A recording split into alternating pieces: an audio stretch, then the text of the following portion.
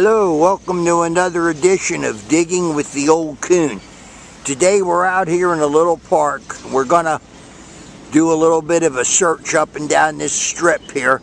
There's tennis courts over here to the right and basketball hoops over here on the left. And I thought, I'd just poke through this grassy strip you see ahead of us and just see what we can find.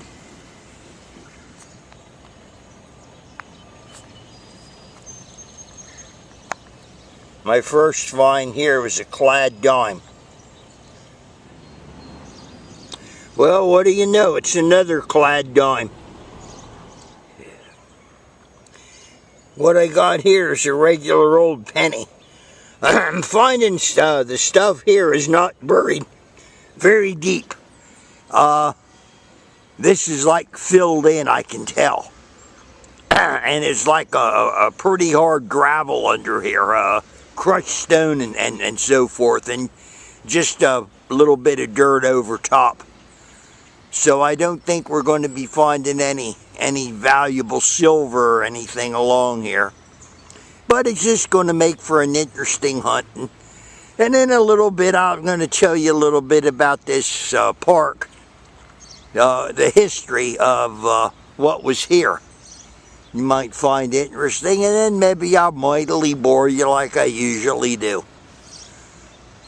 I'll be back if I find anything else. I got another penny here. Good modern penny. Lincoln, I guess they call them. I'm finding a lot of stuff along here. I mean, and stuff is coins. But, of course, like I said, there's probably nothing old here, and that my finds reflect that. It's all newer stuff.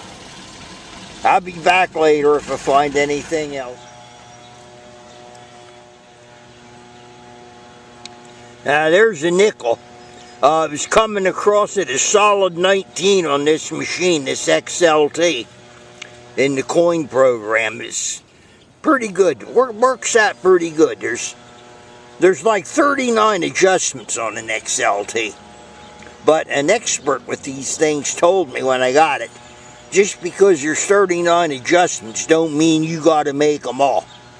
And he raved a lot about the factory programs, and I got to admit that they've served me well in the time that I've had it. And that is the factory programs. They do really well. Guys come up with these special programs thinking they're going to get extra depth or better performance, but most of the time that they're just self-defeating. So I'm pretty well pleased with this machine. I'll be back later if I find anything else.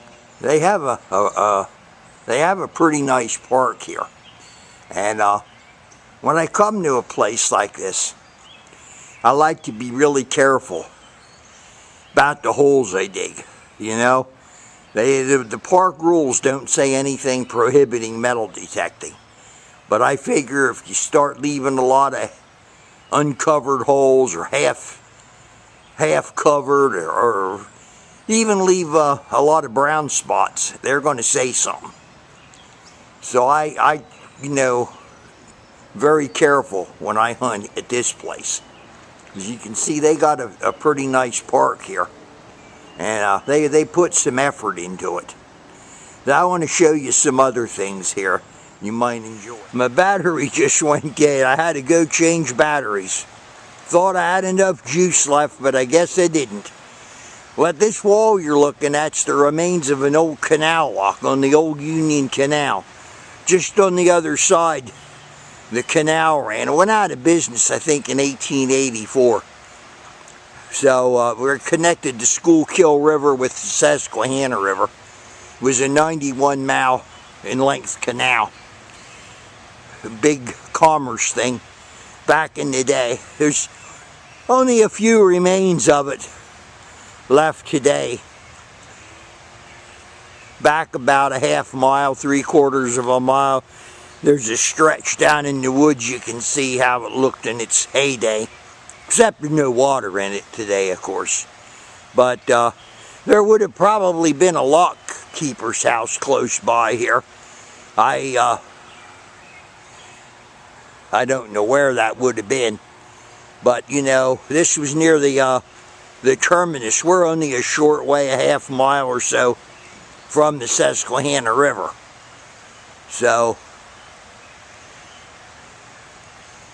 but then it joined what they called the mainline canal, ran along the Susquehanna River.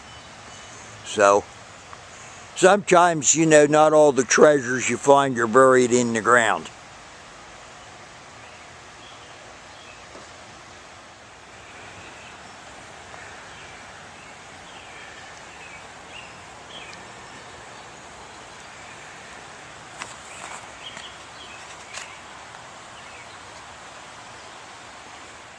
You can see here they had iron fasteners of some sort connecting these rocks together.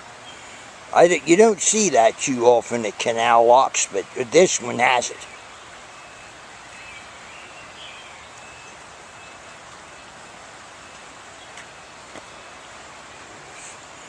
It doesn't show up, but there's also a lot of names and initials carved into these rocks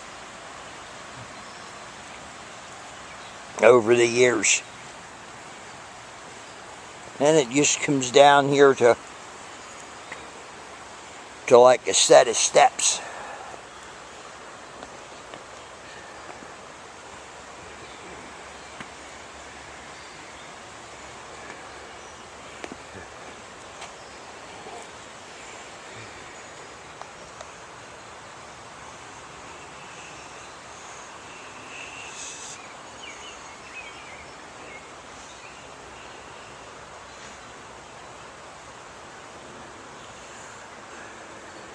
Until the next time, may God bless and all your hunts be happy hunts.